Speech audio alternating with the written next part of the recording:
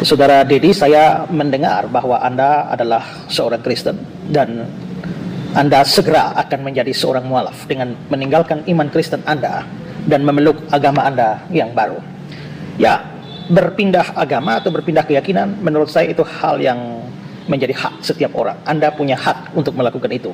Dan siapa saja itu mempunyai hak untuk berpindah sebuah keyakinan atau sebuah agama. Tetapi kalau kita bicara soal alasan mengapa seseorang beralih keyakinan atau berpindah agama, maka dari sisi pengalaman kita bisa melihat bahwa ada banyak sekali alasan-alasan yang dipakai oleh orang-orang untuk berpindah agama atau berpindah keyakinan. Dari alasan-alasan yang banyak itu ada alasan yang remeh dan juga ada alasan yang bagus, ya. Ada alasan-alasan yang remeh mengapa orang pindah agama itu, misalnya ada orang pindah agama karena masalah kedudukan, masalah jabatan, masalah uang, masalah keamanan, masalah cinta, dan lain sebagainya. Mereka berpindah agama bukan karena merasa bahwa agama yang dianutnya salah dan agama yang akan dianutnya benar, tapi karena dengan berpindah keyakinan itu maka mereka bisa dapatkan jabatan, mereka bisa dapatkan kedudukan yang baik, mereka bisa dapatkan uang yang banyak, mereka tidak akan kehilangan keuntungan material, atau juga mereka bisa mendapatkan seorang suami atau seorang istri. Calon suami atau calon istrinya itu adalah orang dengan agama lain. Mereka berpindah, dan itu banyak. Ada orang Kristen menjadi Islam karena pacarnya Islam. Ada orang Islam menjadi Kristen karena pacarnya Kristen. Ada orang Hindu itu menjadi Kristen karena pacarnya Kristen. Demikian juga sebaliknya, ada banyak orang Kristen menjadi Hindu karena pacarnya Hindu dan sebagainya. Nah, alasan-alasan seperti itu. Tapi saudara, kalau menurut saya hal seperti itu ini adalah alasan yang sangat-sangat remeh, ya. Karena itu alasan yang rapuh. Apabila sekarang saya memeluk agama A, berpindah dari agama saya, masuk kepada agama A, karena agama A bisa memberikan kenyamanan, keuntungan bagi saya. Bagaimana kalau di kemudian hari, sekian tahun ke depan, agama A itu tidak bisa memberikan semua itu lagi, sedangkan itu ada di agama B, maka saya akan beralih pada agama B. Demikian pula kalau agama B tidak bisa lagi untuk memberikan keamanan, kenyamanan, keuntungan, maka saya akan beralih ke agama C. Jadi sebenarnya saya seperti kutu loncat, di mana saya bisa mendapatkan keuntungan material, maka saya akan beralih. Nah, itulah sebabnya saya menganggap bahwa itu adalah alasan yang remeh. Persoalan agama, persoalan iman itu adalah persoalan yang bersifat kekekalan. Dan sayang sekali kalau orang berpindah keyakinan hanya karena masalah atau alasan yang remeh seperti itu. Harapan saya, Pak Deddy Corbuzier, Anda tidak melakukannya demi alasan seperti yang saya sebutkan tadi. Ada juga orang pindah agama karena merasa telah mendapatkan sebuah pengalaman spiritual. Misalnya ada kasus di mana orang merasa bahwa dalam tidurnya dia mendapatkan mimpi. Mimpi tertentu membuat akhirnya dia berpindah dari agama lamanya ke agamanya yang baru. Nah, tapi sekali lagi bahwa itu adalah satu pengalaman yang subjektif. Kita tidak bisa menemukan kebenaran di situ karena orang agama A bisa mendapatkan mengaku atau mempunyai sebuah pengalaman mendapatkan mimpi tertentu lalu dia pindah ke agama B. Tapi sebaliknya ada juga orang beragama B yang mendapatkan mimpi lalu pindah ke agama A atau mendapatkan wangsit tertentu dan pengalaman-pengalaman spiritual lainnya. Pengalaman-pengalaman spiritual itu bisa saja benar. Tapi pertanyaannya adalah dari mana kita bisa memastikan bahwa apa yang kita alami itu mimpi atau suara atau bisikan tertentu itu datang dari Tuhan sendiri. Apakah kita tidak memikirkan kemungkinan bahwa bisa saja ada suara setan yang datang kepada kita? Selain itu juga pengalaman-pengalaman itu sifatnya juga kadang-kadang kontradiksi. Seseorang bisa mengalami hal seperti ini, tapi seseorang bisa mengalami hal sebaliknya. Maka mengambil sebuah keputusan penting, apalagi menyangkut nasib kita dalam kekekalan hanya berdasarkan alasan-alasan subjektif, maka menurut saya itu terlalu naif. Dan saya berharap Pak Deddy Corbuzier, Anda pun tidak berada dalam alasan seperti yang saya sebutkan tadi.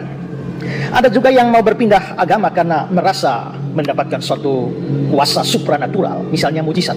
Dia sakit lalu dia disembuhkan. Lalu akhirnya karena kesembuhan itu dia berpindah agama. Ini juga menurut saya alasan yang rapuh. Kenapa? Karena pengalaman mengalami mujizat itu tidak hanya ada pada agama-agama tertentu saja. Bahkan kalau kita mempelajari agama-agama kuno, ya, agama-agama primitif yang kuno itu juga mereka mempunyai pengalaman-pengalaman disembuhkan dari sakit. Karena itu maka menurut saya itu alasan yang rapuh. Perlu juga dipikirkan, ya, kalau di dalam kekristenan sendiri kita percaya bahwa Tuhan yang benar itu bisa membuat mujizat, itu bisa. Tapi juga di samping itu kita juga bisa melihat bahwa setan pun itu juga mempunyai kuasa untuk membuat mujizat. Karena itu beralih kepercayaan atau berpindah agama hanya sekedar sebuah mujizat, maka kita bisa melakukan hal yang salah dan mempertaruhkan nasib kita di dalam kekekalan. Alasan lain orang berpindah agama atau kepercayaan adalah karena kecewa dengan orang-orang di dalam agamanya. Seorang Kristen bisa beralih kepercayaannya karena kecewa dengan sikap atau tingkah laku orang Kristen. Seorang Hindu bisa meninggalkan agama Hindunya, beralih kepada agama lain karena kecewa dengan pemeluk agama Hindu tertentu. Demikian juga seorang Islam bisa meninggalkan Islamnya karena kecewa dengan perilaku dari orang-orang di dalam agamanya. Tapi kalau itu alasannya, sekali lagi, itu satu alasan yang remeh dan rapuh. Kenapa? Karena harus dibedakan antara ajaran agama dan perilaku umat. Agamanya bisa mengajarkan yang benar, tapi umatnya melakukan yang tidak benar. Apakah umat yang melakukan tidak benar dan sementara melanggar ajaran agamanya, itu dijadikan dasar untuk meninggalkan atau menganggap bahwa agamanya itu salah? Agamanya bisa benar, perilakunya umatnya bisa salah. Karena itu maka menurut saya itu adalah sesuatu keputusan yang keliru, ya. Tapi banyak orang melakukan seperti itu. Nah, ada orang yang mungkin karena dijahati oleh orang seagama dengan dia, lalu dia menganggap bahwa agamanya jahat. Dia lupa bahwa sebenarnya orang yang menjahati dia itu sedang melanggar atau melawan ajaran agamanya sendiri. Karena itu maka perilaku umat tidak identik dengan ajaran agama. Karena itu sekali lagi, itu adalah alasan yang remeh sekali, dan saya berharap bahwa Anda tidak berada pada alasan tersebut. Ada juga orang yang berpindah agama karena alasan-alasan remeh lainnya, ya, yang kita bisa temui dalam pengalaman-pengalaman kita hari demi hari. Tapi bagi saya, ya, alasan yang benar seorang mau berpindah agama itu adalah alasan kebenaran. Dia melakukannya demi kebenaran. Seorang mau berpindah dari agama A ke agama B itu dengan alasan karena dia mengetahui bahwa agama A yang sedang dia anut ini itu adalah agama yang salah, mengajarkan hal yang salah, atau bahkan menyesatkan. Sedangkan agama B yang mau dia tuju itu adalah agama yang benar, agama yang mengajarkan kebenaran atau prinsip-prinsip kebenaran. Itu harusnya menjadi alasan. Dan saya berharap bahwa Anda ada pada alasan ini. Bahwa Anda mau meninggalkan iman Anda yang sekian lama Anda anut itu karena alasan bahwa iman Anda itu tidak benar, dan sekarang Anda mau beralih kepada agama yang lain yang Anda anggap lebih benar. Saya harap Anda berada pada alasan itu. Tapi kalau itu memang alasan Anda, maka Anda harus memikirkan dua hal ini. Pertama, apakah benar, apakah Anda bisa pasti bahwa kepercayaan lama yang Anda anggap salah dan akan Anda tinggalkan itu benar-benar salah? Dan apakah agama baru yang akan Anda tuju itu Anda yakin benar bahwa dengan pasti bahwa itu adalah agama yang benar? Saya tidak akan berbicara soal agama yang akan Anda tuju, tapi saya hanya mau bicara soal agama yang akan Anda tinggalkan. Sekali lagi pertanyaanlah, apakah Anda yakin dengan pasti bahwa agama atau iman yang Anda akan tinggalkan itu benar-benar salah atau sesat? Kalau memang Anda anggap demikian, apakah Anda sudah memahami dengan benar iman yang akan Anda tinggalkan itu? Jangan sampai Anda meninggalkannya bukan karena agamanya atau imannya salah, tapi karena pengertian Anda tentang agama Anda itu yang tidak lengkap. Atau bisa jadi karena Anda tidak mendapatkan pengertian yang sesungguhnya, yang mungkin diharapkan diberikan oleh para rohaniwan, atau juga para guru agama, para pendeta, atau juga teolog-teolognya. Ada banyak orang berpindah agama, saya tahu, jadi mualaf dan sebagainya. Itu karena mereka tidak memahami sebenarnya kepercayaan Kristen itu seperti apa. Itu terbukti dengan banyak orang yang setelah pindah atau meninggalkan Kristen lalu berbicara tentang Kristen, tapi yang mereka bicarakan sesungguhnya menunjukkan bahwa mereka begitu dangkal di dalam pemahaman tentang kekristenan. Karena itu maka saya mau, kalau memang Anda mau tinggalkan Kristen, Anda pastikan dulu bahwa kekristenan itu memang salah. Ingat, Anda sedang mempertaruhkan nasib Anda di dalam kekekalan, Pak Dedi. Kalau keputusan Anda benar, Anda bisa pergi ke surga. Tapi kalau keputusan Anda salah, Anda bisa pergi ke neraka. Dengan kata lain, Anda mempertaruhkan nasib kekal Anda. Karena itu, janganlah terburu-buru menurut saya. Sebelum Anda sungguh-sungguh memahami. Kalau Anda mau mendengar tentang Kristen seperti apa, dengarlah dari orang Kristen dan bukan dari orang agama lain. Dengarlah dari orang Kristen dan dari orang Kristen yang sungguh memahami kekristenan itu. Karena Anda bisa saja mendengar tentang Kristen, tapi dari orang yang tidak memahami kekristenan. Lalu akhirnya Anda menyimpulkan kekristenan itu salah. Karena itu, saya tidak tahu kapan Anda mau jadi mualaf. Itu hak Anda, terserah Anda. Saya harap saya belum terlambat. Seandainya Anda mendengar omongan saya ini, Anda belum jadi mualaf, saya menawarkan kepada Anda bagaimana kalau kita bertemu. Terserah Anda kapan saja, di mana saja saya bersedia. Saya akan menjelaskan tentang Anda apa itu kekristenan.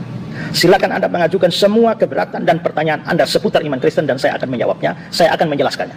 Setelah saya menjawab dan menjelaskannya, Anda lalu berpikir kembali apakah kekristenan benar atau tidak. Kalau setelah saya jelaskan, lalu Anda tetap anggap bahwa itu salah, itu sesat, silakan Anda pergi. Itu hak Anda.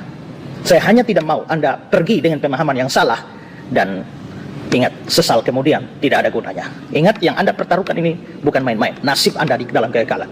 Semua yang kita punya di dunia ini akan kita tinggalkan. Semuanya akan selesai pada waktu kita menghembuskan napas kita yang terakhir.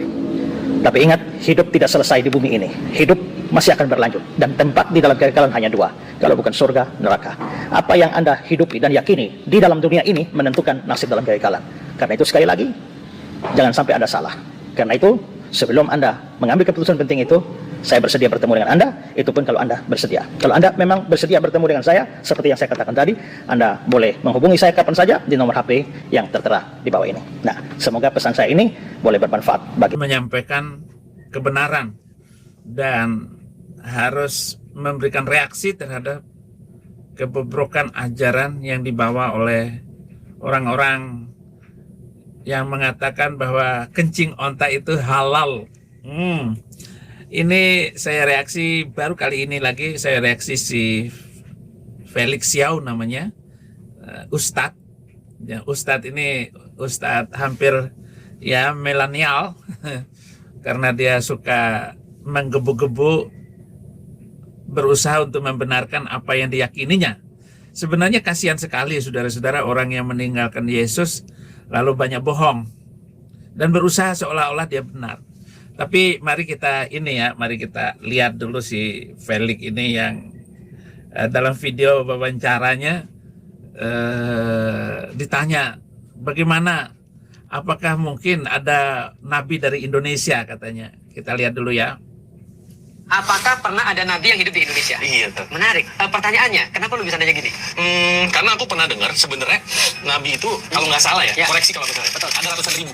Benar. Tapi yang perlu yang wajib Kita ketahui itu 25. Ya. Nah, mungkin nggak ya dari ratusan ribu itu ada yang pernah tinggal di Indonesia gitu?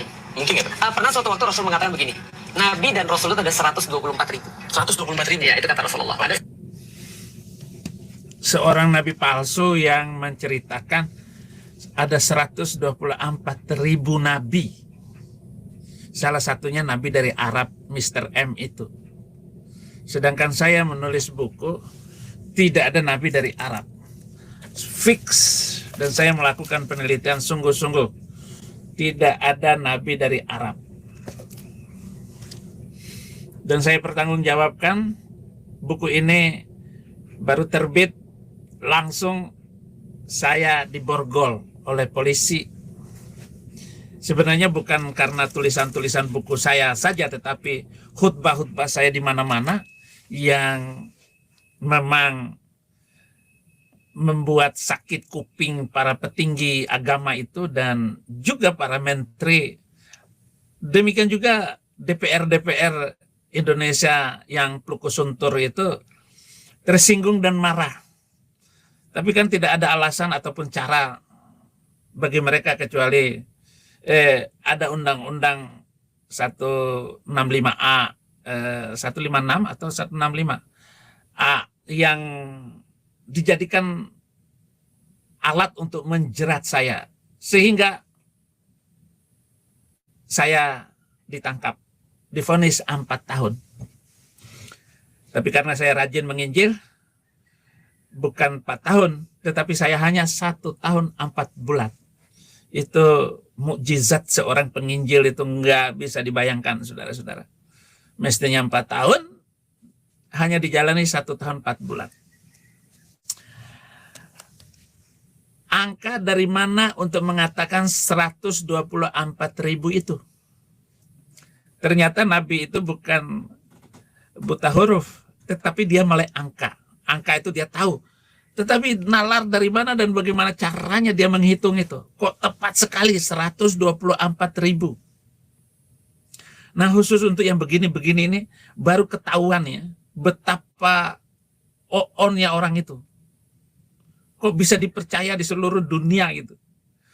Jadi jumlah nabi dan rasul itu seluruh yang telah dikirimkan oleh Tuhan pencipta langit dan bumi itu 124.000. Dan satu-satunya nabi Arab ya hanya dia itu. Tidak ada nabi dari Arab. Anda bisa buktikan.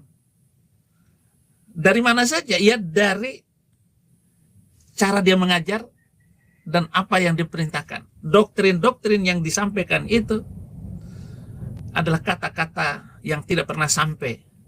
Maksud saya, kata-katanya itu bertentangan dengan hati nurani, budaya, kepercayaan yang sudah ada. Bahkan apa yang diajarkan oleh nabi-nabi sebelumnya, kacau beliau semuanya. Rusak semuanya. Nah ini juga yang membuat saya ini harus, oh ya ada katanya, Nabi Luga Tambunan. Saya juga Nabi, enak aja. Saya kan pernah tinggal di Indonesia selama berapa tahun berarti? Ya 57 tahun saya tinggal di negeri itu. Sekarang kan kemarin itu kan ulang tahun ke-60. 124.000. Oh gitu kata para sahabat. Iya. Dan 313-nya adalah Rasul. 313 berarti Di antara 124.000 adalah Rasul. Iya, karena Nah, ditambah lagi sama Ustadz halusinasi ini ya, yang banyak bohong lagi, katanya ada 313 Rasul katanya. Ada 313 Rasul. Wah, lengkap saja antara di sono dengan yang di sini. On. Siapa saja itu Pelik? Woi, Pelik Kiau. 313 itu siapa saja? Jadi Nabi 124.000. Berarti 100 pokoknya 124.000 kurang 1 itu berapa ya? Ya segitu itulah. Gitu aja saya nggak bisa mikir ya. Tapi begitu canggihnya orang buta huruf abad ke-7 itu ngajarin 124.000. Ngakak. Kakak. Tapi ampuni hamba-Mu Tuhan, tidak bermaksud menghina. Namanya juga hiburan ya. Klaim dia, ini saya harus mengatakan, klaim dia di dalam Quran surah ke-61 ayat 6, ingatlah ketika Isa putra Maryam berkata, wahai Bani Israel, sesungguhnya aku utusan Allah kepadamu yang membenarkan kitab yang turun sebelumku, yaitu Taurat, dan memberi kabar gembira dengan seorang Rasul yang akan datang setelahku, yang namanya Ahmad. Nah ini ramalan tentang Nabi Arab itu, bahwa dia sudah diramalkan oleh Isa Al-Masih 610 tahun sebelumnya. Isa Al-Masih itu adalah Nabi Yahudi tentu saja menurut mereka. Tetapi kalau dikangkangin berdasarkan tulisan-tulisan dia, ayat-ayat yang dia sampaikan antara Isa dan Yesus Kristus, itu berbeda jauh langit dan bumi. Karena saya melakukan penelitian dan bacaan-bacaan. Dan luar biasa saudara-saudara apa yang pernah saya lakukan ini. Kalian boleh kutip, ambil saja buku ajaran yang sudah saya sampaikan itu untuk kalian kacaukan mereka di TikTok, di YouTube, atau di mana saja.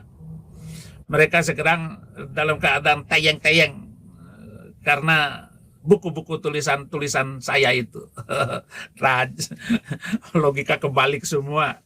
Tapi ya itulah cara Tuhan itu menyelamatkan. Bukan menyelamatkan, jadi Tuhan ini bawa saya ke Amerika. Dari Indonesia masukin Amerika, disimpin. Kamu diam saja di sini, kamu ngomong sebanyak-banyaknya semau lo, kata Saifuddin Ibrahim, lo itu bebas berbicara apa saja sekarang. Karena tidak ada yang nakut-nakutin.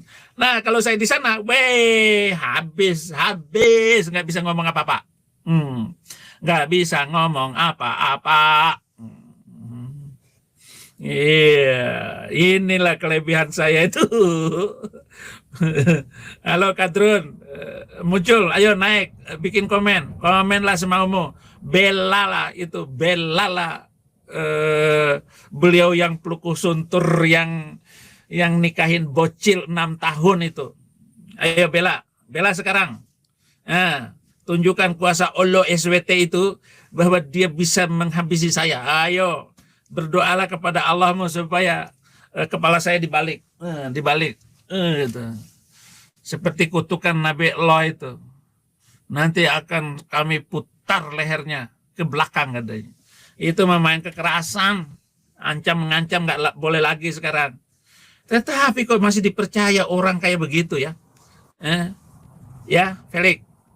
Rasul ini kan orang yang bawa risalah ya. Kalau nabi kan bisa siapa aja. Contoh saya kayak Harun dan Musa. Musa itu adalah nabi dan rasul. Tapi Harun itu adalah nabi, tapi tidak rasul karena dia tidak bawa risalah yang baru, dia tidak bawa kitab yang baru. Nah, berarti 124.000 ini bisa jadi mana saja. Jadi kalau misalnya Stop. Dari 124.000 itu ada nabi dan rasul, sedangkan rasul itu 313 rasul yang membawa risalah. Risalah apa saja? Apa risalahnya? Apakah Adam membawa risalah? Apakah Ibrahim membawa risalah? Ismail membawa risalah? Ya, yang menjadi dikatakan yang dikaitkan dengan nenek moyangnya nabi kamu itu. Apakah Ismail membawa risalah? Mael bukan nabi. Mael itu temannya Ipin Upin. Itu Mael namanya. Bikin cerita, tidak ada Mael itu nabi di dalam Alkitab. Dia bukan nabi. Kenapa? Nabi itu bernubuat, adalah kemampuan memandang melihat masa depan dan apa yang terjadi sekian tahun ke depan. Itu namanya nabi. Nah, sekarang saya tanya, apakah Mr. M itu nabi? Bukan. Nabi apaan? Dia tidak bisa bernubuat. Dia tidak punya nubuat. Nubuat itu kata-kata ajaib yang akan terbukti nanti. Meskipun dia udah meninggal, terbukti. Oh, ini dia ucapan dia itu. Itu namanya nabi. Di dalam Quran tidak ada nubuat dia yang benar, kacau beliau. Apalagi kalau ditandingkan dengan mukjizat. Nggak punya mukjizat. Nggak pernah melakukan kegiatan yang membuktikan dia adalah nabi, bernubuat. Nggak ada. Kalau katanya Isa Al-Masih, berarti kan Yesus Kristus menurut mereka yang kami percaya ini.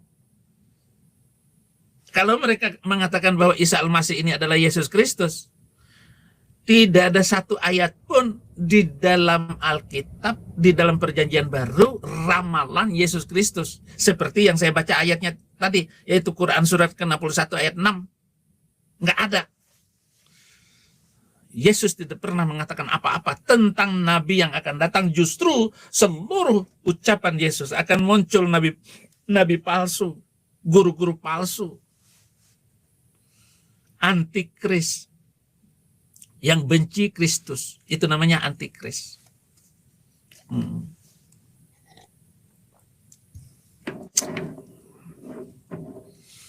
Nggak ada.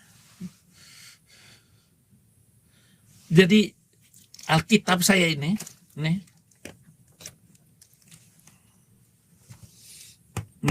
setebal ini, nggak ada nama Mr. M di sini.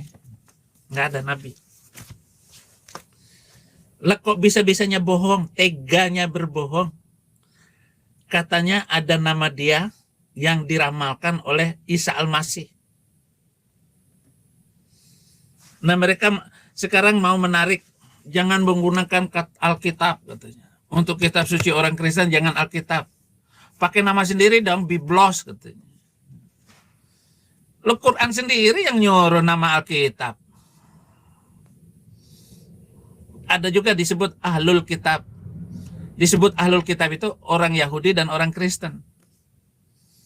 Kenapa Quran nggak menulis Ahlul Biblos? Ngarang loh. Nama Allah jangan dipakai, jangan ditulis. Lah yang kalian klaim itu yang mana? Allah yang tulisan cacing itu atau yang ular sanca bludak itu ya? Yang mau kamu tarik namanya. Ambil semuanya, ambil. Tambah bingung lo ngomong tentang agamamu sendiri. Ambil Isa Al-Masih, kami pakai Yesus Kristus. Isa Al-Masih itu ya yang berkuasa nama Yesus. Nama yang berkuasa. Dia adalah terkemuka di dunia dan di akhirat. Isa Al-Masih yang berkuasa. Sebut nama Yesus, Dalam nama Yesus sembuh. Dalam nama Yesus banyak duit. Dalam nama Yesus mujizat terjadi. Dalam nama Yesus hidup lagi. Nggak apa-apa.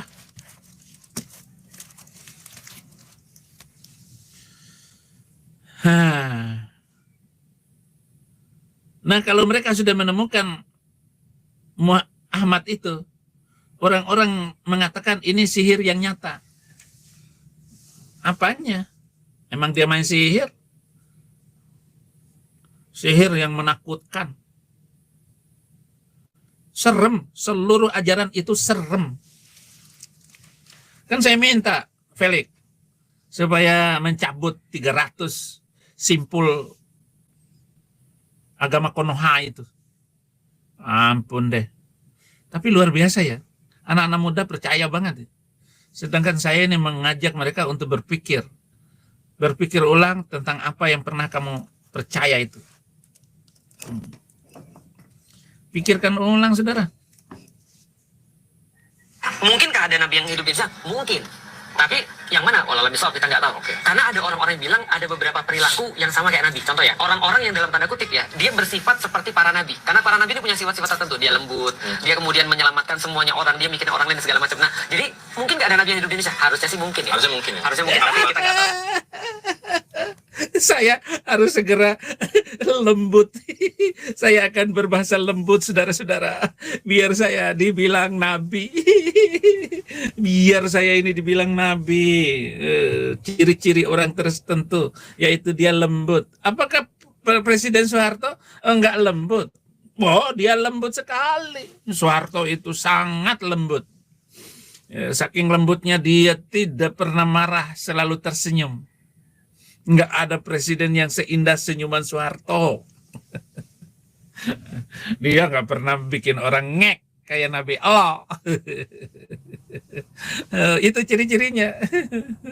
Yang bikin ngek itu kan orang lain, tentara, polisi, intel itu, polisi apa semua. Beliau tidak pernah membuat orang ngek. Soeharto tidak pernah kejam. Kejambret. Kalau Nabi lo lato-lato, jambret.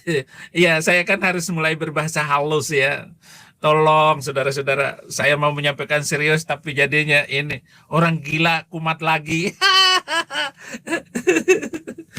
Itulah saudara-saudara, saya ini. Saya ini menjadi luar biasa karena kebebasan berbicara.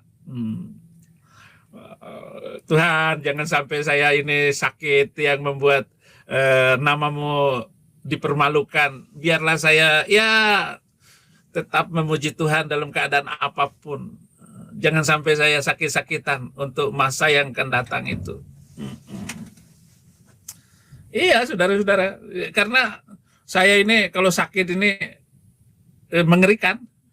Nanti dibilang kena kutuk katanya, kena kutuk. Apalagi kalau mereka dapat membawa balik Nabi ini. Biar Nabi, ya Nabi, salam alaika, salawatullah alaika. Jadi saya ini Nabi. Ya, saya sudah melihat tanda-tanda kenabian saya ini, saudara-saudara, dari kecil. Saya memang orangnya halus. Tapi kalau yang teman-teman yang bandel, saya pites kayak kutu. Inilah tanda-tanda kenabian sudah menyertai kehidupan saya dari awal. Saya nggak pernah tamat TK karena waktu itu sekolah TK belum ada. Saya nggak punya ijazah TK, saudara-saudara. Tapi masalah kepintaran itu ya, walaupun nggak sekolah TK sekalipun, ya pinter lah. Melebihi Nabi abad ke-7, akhlak saya. Akhlak saya melebihi beliau yang abad ke-7 itu. Aduh, Felix, ngapain lu bikin video yang mempermalukan nenek moyang itu? Dari Habib semua, menteri apa semua, kena semua sama saya. di zaman modern kayak begini, tapi memang pala dia peang ini kecil palanya, isi otaknya mungkin juga sedikit, atau dia ya minimal lah ya, IQ-nya ya IQ nyemot, IQ nyemot itu 85 gitu. Ya paling tinggi IQ nyemot itu. Kalau IQ saya kan di atas rata-rata. Apakah pernah ada nabi yang hidup di Indonesia? Iya, Ustaz. Menarik. Pertanyaannya, kenapa Di Indonesia gitu. Mungkin nggak? pernah suatu waktu Rasul mengatakan begini, Nabi dan Rasul itu ada 124.000. 124.000. Ya, itu kata Rasulullah. Ada 124.000. Oh gitu kata para sahabat. Iya. Dan 313-nya adalah Rasul. 313 berarti Di antara 124.000 Oke, adalah di bawah Rasul. Iya, karena Rasul ini kan orang yang bawa risalah ya. Kalau Nabi kan bisa siapa aja. Contoh saya kayak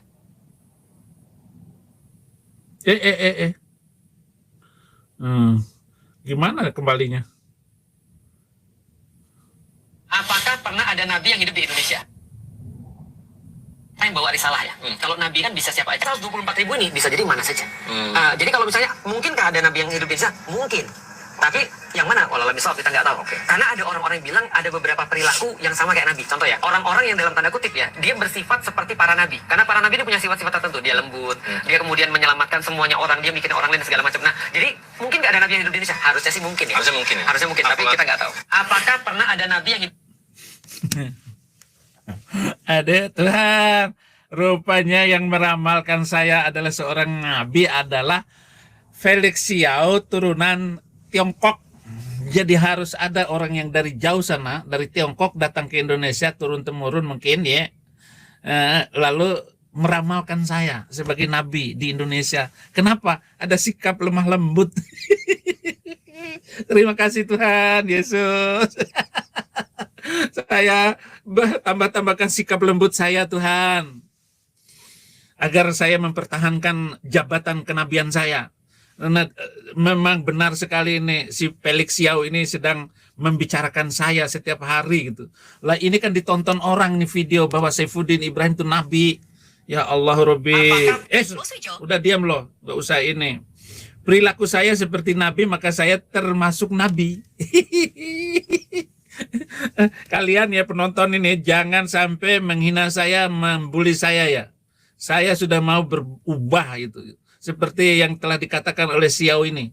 Saya ke depan ini, saya akan hitung minimal mulai bulan Desember, berarti tinggal beberapa hari lagi, saya sudah tidak mau membuli, menghina apapun. Dan saya akan berusaha berbahasa. Bahasa yang halus, lemah lembut. Itu. Kalau bisa lembut seperti kain sutra. Tidak seperti Nabi yang mengerikan itu, saudara-saudara. Ngeri. Kan saya minta kitab itu, yaitu kitab daripada yang disucikan. Kitab yang disucikan, bukan kitab suci sih. Kitab yang disucikan ini. Ya. 300 saya minta untuk dihapus. Karena tidak sesuai dengan pri kemanusiaan dan pri keadilan. Maka segala penindasan di muka bumi ini harus dihapuskan. Itulah saya minta 300 itu harus dihapuskan. Nggak sesuai dengan pembukaan Undang-Undang Dasar 45. Di mana Undang-Undang Dasar 45 itu diwujudkan di dalam 5 sila. Ketuhanan yang Maha Esa. Bukan ketuhanan yang Maha Satu. Tauhid. Bukan. Esa itu adalah sebuah kata Trinitas. Nah, kami yang benar. Lo kagak benar. Nggak sesuai dengan Poncosilo.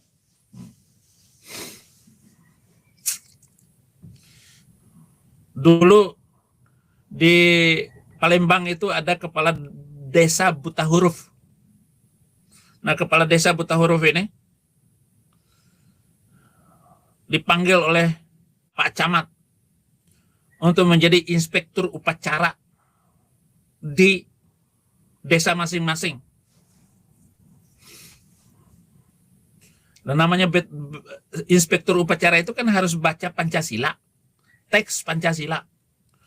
Tanggal 10 Agustus sudah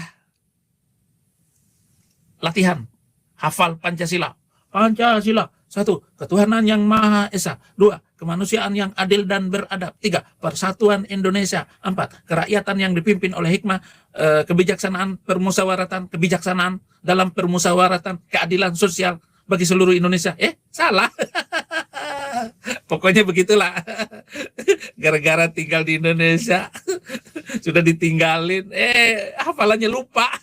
Pokoknya intinya begitu gitu. Nah, 16 Agustus gladi resik, kepala desa buta huruf ini, bla bla bla, hafal semuanya. Semua kepala desa ini di kecamatan itu sudah hafal semua Pancasila gitu, yang buta huruf tadi. 17 Agustus. Nah, setelah baris berbaris apa ya kan, kemudian pembawa acara, pembagi acara berkata, pembacaan teks Pancasila oleh oleh inspektur upacara. Langsung dia terima teks Pancasila. Oh, gitu. Pancasila katanya. Hilang semua hafalannya kemarin. Pancasila katanya. Apa dionyo? Ini apa ini? Tetapi di masing-masing sila itu kan ada lambangnya. Sila pertama lambangnya apa? Sila kedua lambangnya apa? Sila pertama itu bintang, lambang bintang itu ketuhanan yang Maha Esa gitu, bintang. Oh, ngerti awak, ngerti saya ini. Siko 1, bintang basagi 5. Jadi sila pertama itu bintang bersegi 5 katanya. Oh, jemaat semuanya, penonton dan peserta upacara semua ikut bintang basagi 5. Duo itu 2. Nah, itu ada rantai. Rantai itu keadilan sosial bagi seluruh Indonesia. Jadi bagi seluruh rakyat Indonesia itu adalah adil gitu. Oh, ngerti awak. Duo katanya. Rantai Belando katanya. Rantai Belanda itu karena nenek kakeknya dulu pernah dirantai sama Belanda. Diceritakan ke bapaknya, kerjakan dia kepala desa ini. Tigo itu apa lambang sila yang ketiga, Persatuan Indonesia itu. Ada gambar apa? Gambar pohon beringin itu, pintar juga Soekarno ini, bahwa sila Persatuan Indonesia itu adalah pohon beringin. Oh, Tigo, beringin Soeharto. Pohon beringin Soeharto, karena lambang Golkar itu kan sila ketiga itu kan pohon beringin. Ampe itu yaitu kerakyatan yang dipimpin oleh hikmah, kebijaksanaan, permusyawaratan, perwakilan. Ampe katanya, itu ada gambar banteng itu. Ampe banteng gilo katanya. Jadi banteng gila. Limo.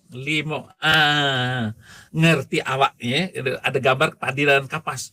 Nah, ini agak panjang dan puitis, dia bilang. 5, padi makanan kita, kapas pembalut luko. Jadi berubah total Pancasila itu hari itu karena kepala desa buta huruf. Bagaimana Nabi buta huruf? Nabi kok buta huruf? Itu akibatnya tuh. Rusak Pancasila itu karena kepala desa buta huruf.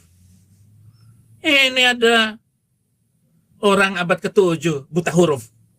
Maka hasil dan seluruh ajarannya itu menghina kemanusiaan. Dan Pancasila itu adalah berbicara dari Undang-Undang Dasar 45 dan Pancasila sebagai inti dari kehidupan kebangsaan dari ribuan suku di Indonesia, ribuan bahasa di Indonesia dipersatukan di dalam Pancasila. Oleh karena itu agama itu, yaitu agama Felix Xiao, itu harus direvisi ulang. Harus direvisi total. Dan kalau merevisi ajaran itu, ya saya siap. Saya sudah menyerahkan diri saya untuk menjadi yang akan membantu memperbaiki kurikulum pendidikan pesantren sekolah-sekolah agama. Kalau kurikulum Departemen Pendidikan Nasional itu sudah bagus. Tetapi khusus untuk pendidikan agama, Menteri Agama harus menunjuk saya sebagai badan pertimbangan memperbaiki seluruh kurikulum itu. Kurikulumnya kacau, harus diperbaiki. Intinya adalah ketuhanan yang Maha Esa, yang kedua kemanusiaan yang adil. Apapun undang-undang yang berlaku di Indonesia harus diberlakukan secara adil. Jangan minoritas ditangkap, dikenakan hukum yang berat, mayoritas ongkang kaki. Polisi yang menangkap anak Batak, Rudi Samosir, Rudi Simamora. Samosir itu pulau di sono, salah. Rudi Simamora harus dilepaskan demi sila kedua. Kalau enggak, tangkap juga Zuma, tangkap juga Unirifa. Saya sudah berkali-kali mereaksi omongan-omongan mereka yang tidak pantas. Dan itu penyebab saya tidak akan mundur sedikit pun. Saya terus akan babat. Saya akan babat habis. Mumpung masih hidup, mumpung saya bisa berbicara, dan mumpung semuanya ini saya berada di sebuah negara yang menjamin kemerdekaan bagi seluruh umat Indonesia. Makanya kalau ada yang mau datang ke Amerika, lapor ke saya aja. Nanti ketemu saya, lapor. Mau agama apapun, Anda mau meninggalkan keyakinanmu, mau meninggalkan negerimu, saya bantu. Saya punya lawyer Yahudi terkenal, David Hagigi. Ini adalah lawyer terbaik di California. Nah, dia melihat kasus saya, mestinya itu 20.000. Saya dipasang tarif. 20.000 dolar itu berapa itu? 1.000 dolar aja 15 juta. 15 juta kali 20. Ya, berarti ya dia minta 600 juta. Sekitar itu. Tetapi saya tidak membayar $1 pun. Karena dia mengasihi saya. Karena juga saya mencintai Yahudi. Karena saya membela Yahudi. Saya juga membela Donald Trump. Makanya kemurahan Tuhan apalagi yang harus saya sesali. Kebaikan Tuhan yang apalagi fabi ai ala rabbikum tukadziban. Apa yang harus saya dustakan. Sementara Alkitab berkata, ada makan, ada pakaian, cukuplah itu.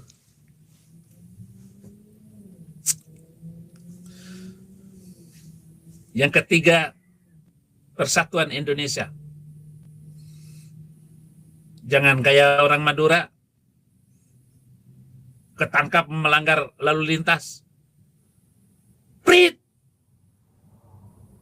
Berhenti. Kenapa kamu langgar lalu lintas? Kata polisi kepada orang Madura. Oh, maaf Pak. Kamu tahu nggak aturan lalu lintas? Katanya. Oh, Pancasila saya hafal katanya. Orang ditanya langgar lalu lintas, ngomongnya hafal Pancasila. Ya sudah. Sila ketiga. Kan polisi ini bercanda juga, rupanya pintar bercanda itu polisi. Sila ketiga katanya. Apa itu Pak Polisi katanya? Ya sila ketiga. Oh ingat, sila ketiga Indonesia kompak. Jadi persatuan Indonesia kompak. Nah ini hebatnya Madura itu. Sila pertama, oh saya sholat Pak gitu. Jadi ketuhanan yang Maha Esa itu saya sholat. Hebat Madura. Jangan sekaya Mahfud MD itu. mau menjelang ini musuhan dengan Jokowi gitu. Pokoknya dia naik kata-katanya nih, oh, harus begini, harus hukum begini. Rasain lo kalah sama jagoan saya. Jadi kenapa saya dukung Prabowo itu salah satunya Mahfud MD jadi calon wakil si Pranowo. Saya sudah gak suka lagi, padahal saya dukung Pranowo sebelumnya. Karena dia bilang apa? Gara-gara dia menolak Israel main di Indonesia, ya sudah. Saya nggak ada simpatik lagi. Madura Indonesia kompak. Sila pertama, saya sholat. Kerakyatan yang dipimpin. Jadi merakyat, saya juga merakyat. Saya merakyat. Yang kelima, keadilan sosial bagi seluruh Indonesia. Seluruh ajaran dari Arab abad ke-7 itu, yang disebut agama isi alam itu, lebih bagus. Dan seluruh ajaran itu tidak perlu diikuti, Pancasila sudah top. Buang itu.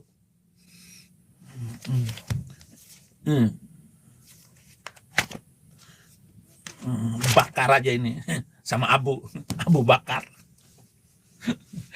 Tapi masa sih saya tunjukin lalu saya bakar ini kitab, karena ini saudara-saudara, ini sudah saya hafal, ini Quran ini sudah saya hafal.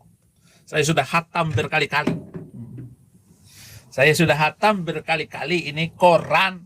Makanya saya nggak mau membakarnya. Nggak saya tunjukkan, mari kita bakar Quran dengan Bismillahirrahmanirrahim.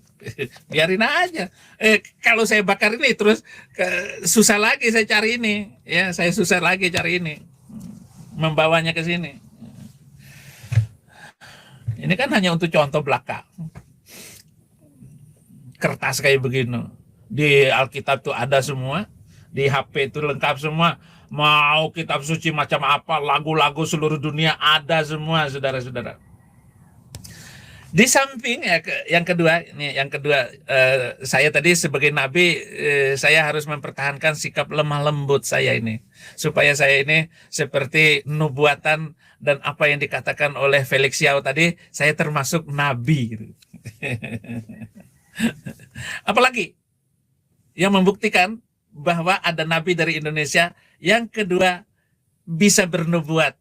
Nabi abad 7 tidak bisa bernubuat. Itu saya jamin. Saya bernubuat dan sudah banyak terbukti. Tinggal yang belum yang belum terbukti, permintaan saya 300 ayat, karena ayat ini akan membuat Indonesia kacau, negara mana saja di seluruh dunia yang kacau karena kitab ini, kacau karena 300 ayat itu. Itu baru di Belanda kemarin, ya, permainan antara Ajax dengan Israel, ya. Israel itu sudah kalah, saudara-saudara. Kalah 5-0 dari Ajax. Tetapi pemainnya 10 seluruh krunya itu diserang oleh imigran Arab yang benci dengan Israel. Dan ini akan membuat pemerintah Belanda makin membenci imigran Arab ini. Mereka enak loh hidupnya. Datang, bawa anak. Nggak kerja, dikasih uang oleh Israel, oleh Belanda. Tetapi begitu ada pemain Israel, main bola loh. Tega orang itu. Sekarang Belanda, Inggris, Jerman sudah mulai nodong. Dan salah satunya Belanda ini memang mempermudah imigran ini masuk. Di Inggris, imigran ini sudah angka 5 juta lebih. Dan mereka sudah banyak menguasai kekuasaan di sana. Bahkan banyak wali kota itu dari Musulman. Yang masuk ke Amerika ini selektif sekali. Sudah lebih dari 100.000 orang imigran think tank ke sini. Dan Amerika lebih tegas. Jangan sampai melakukan kejahatan kriminal. Nggak boleh. Makanya Amerika ini menjadi negara tumpuan harapan orang yang mau datang dan tinggal di sini. Karena seluruh Amerika ini nggak boleh ada peperangan di dalamnya. Amerika mengirim tentaranya ke sana. Ngaco-ngaco ini. Jangan sampai kesentuh sedikit pun. Ya. Batu jumroh saja nggak boleh kena di sini, dilempar ke sini nggak boleh. Apalagi BOMM. Nggak boleh sampai ke sini.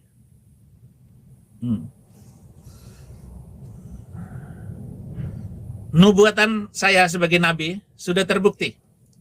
Saya sudah mengatakan bertahun-tahun berkali-kali. Telolis tidak akan berhenti sampai kapanpun. Selama orang masih membaca. Membaca apa?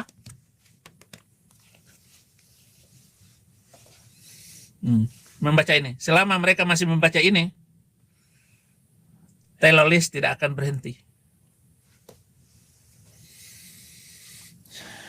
Mereka akan tetap melakukan kejahatan. Makanya saudara-saudara, kalau nanti Natal nanti, ya nggak usah rayakan Natal lah, biarin aja. Nggak ada kok perintah untuk merayakan Natal itu. Ya tapi ya boleh aja lah, rayakan aja. Karena itu mengingat Yesus Kristus yang mati di atas kayu salib. Nggak apa-apa. Yang ada itu untuk mengingat kematianku, yaitu perjamuan kudus yang diperingati kematiannya. Karena kalau Yesus tidak mati di atas kayu salib, kita tidak diampuni dosa kita.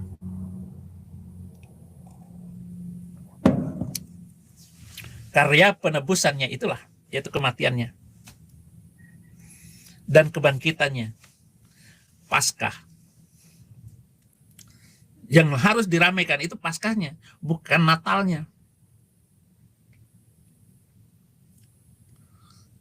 Tetapi Quran bilang gini, surah ke-19 ayat 33. Wassalamu ala yauma wulitu wa yauma amutu wa yauma ub'atsu hayya. Salam, damailah ketika aku lahir, ketika aku mati, ketika aku bangkit hidup kembali. Gitu.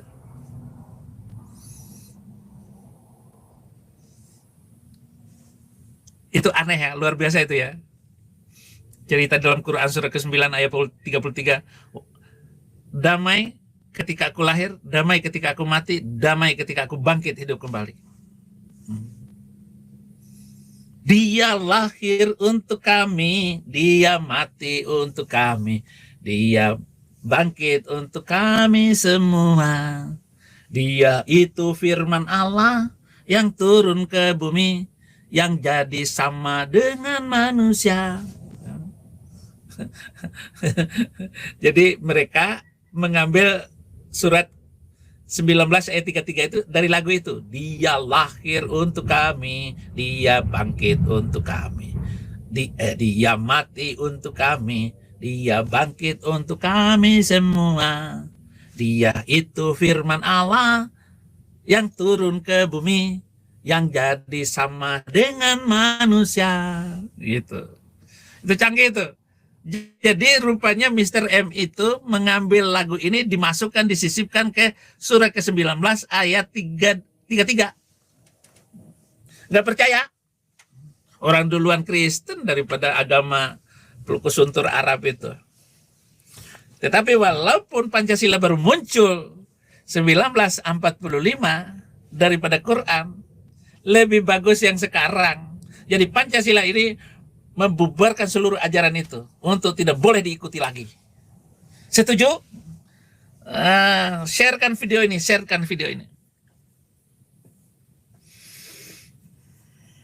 Enggak ada. Aduh, bukan nabi itu, saudara-saudara. Kelakuannya itu enggak menunjukkan. Dari mana kamu? Lemah lembut apa? Orang 5.000 orang Yahudi, orang Kristen dibuat meninggal sebelum umurnya habis. Kepalanya dipisahin dengan tubuhnya. Maka dalam penaklukan Najran itu, Bani Nadir, Najran, malam itu tidak kurang dari 900 kepala orang Yahudi dan orang Kristen hilang. Malam itu sangat mencekam. Itu diceritakan dalam Sirah Nabawiyah. Enggak ada suara, saudara-saudara, kecuali pekikan orang yang sebelum kena lehernya putus itu. Ngek.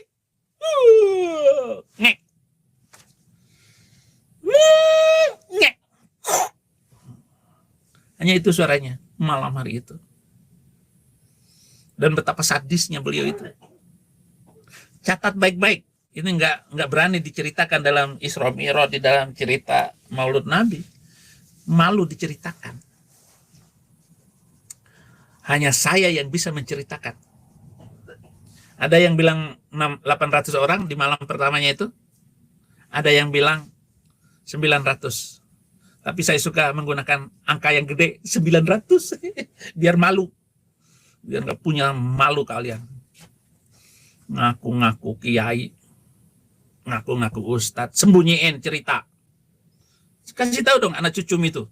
Betapa mengerikannya itu.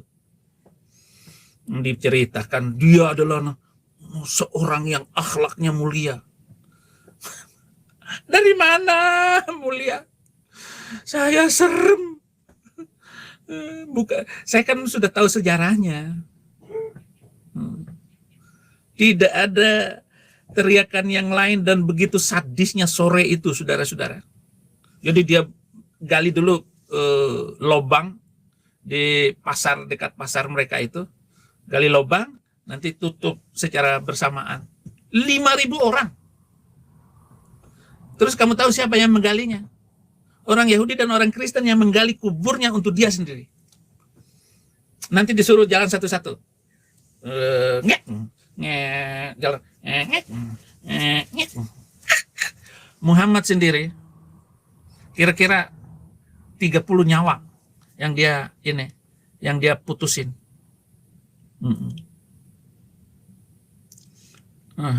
Ya, siap. Ya. Jalan nanti saya ke sana. Jam sudah boleh? Ya. Ya. Ya.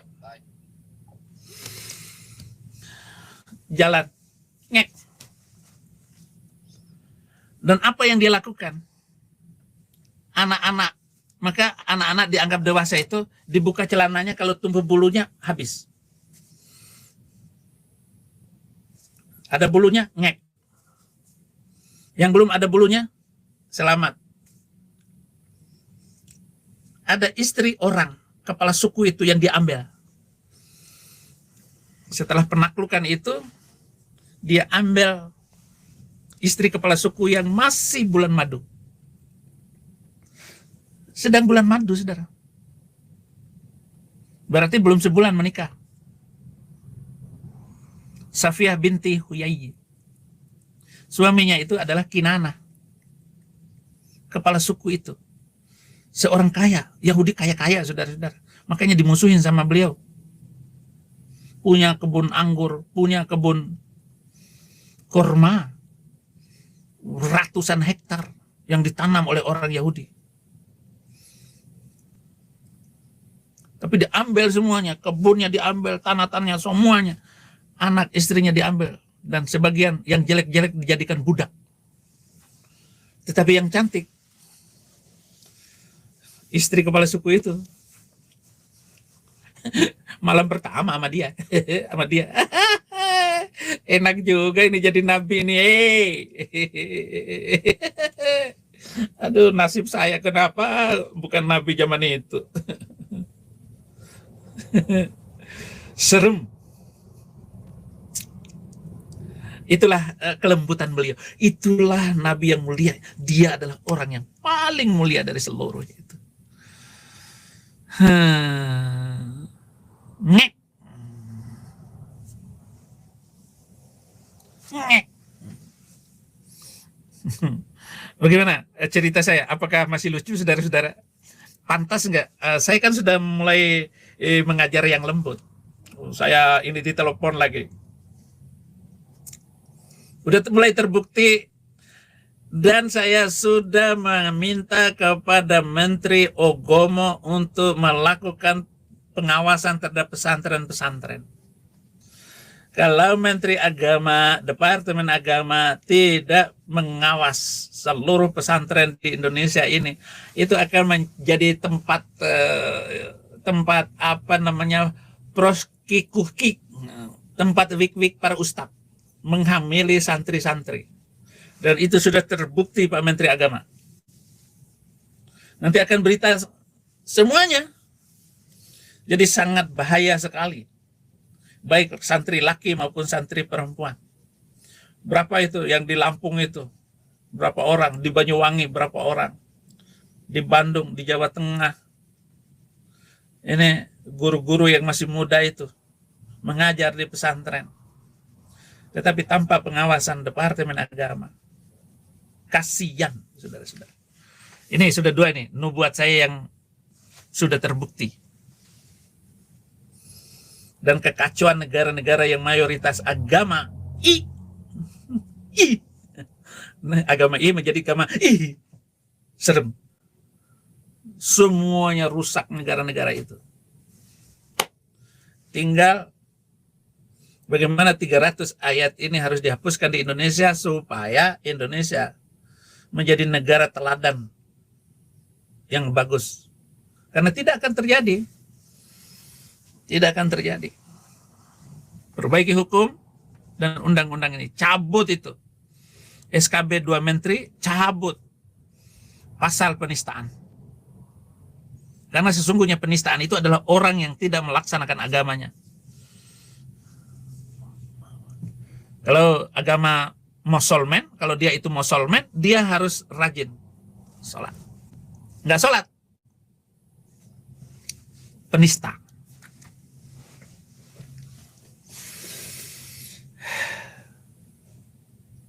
Ya, Felix Yao jangan bikin lagi ya, yang bikin saya sebel.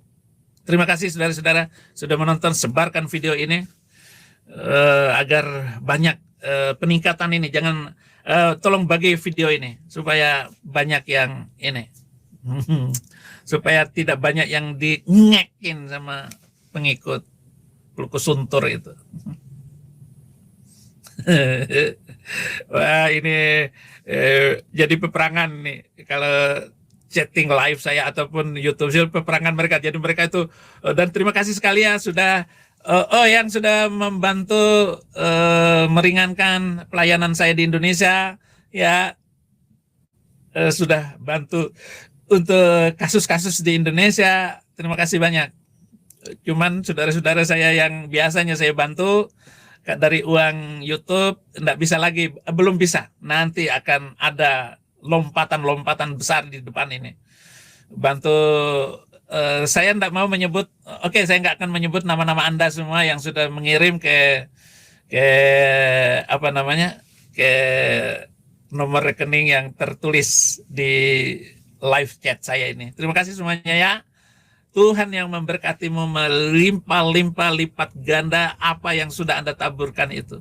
Kemarin tim saya yang habisin semua uangnya tuh. Itu kan uang Indonesia. Nggak saya bisa dolarkan, walaupun saya nggak bisa walaupun saya susah itu habisin. Tapi sudah ada laporan lagi. Abi uang segini masuk lagi. Saya belum ngomong habisin. Terima kasih saudara-saudara. Ya, bagi yang meminta apapun WA yang belum saya penuhi, sabar saja dulu. Nah, sabar saja dulu, doakan. Saya yakin bahwa Tuhan akan memberkati kita di dalam pelayanan memenangkan jiwa-jiwa di Indonesia ini. Wah, nanti luar biasa nanti.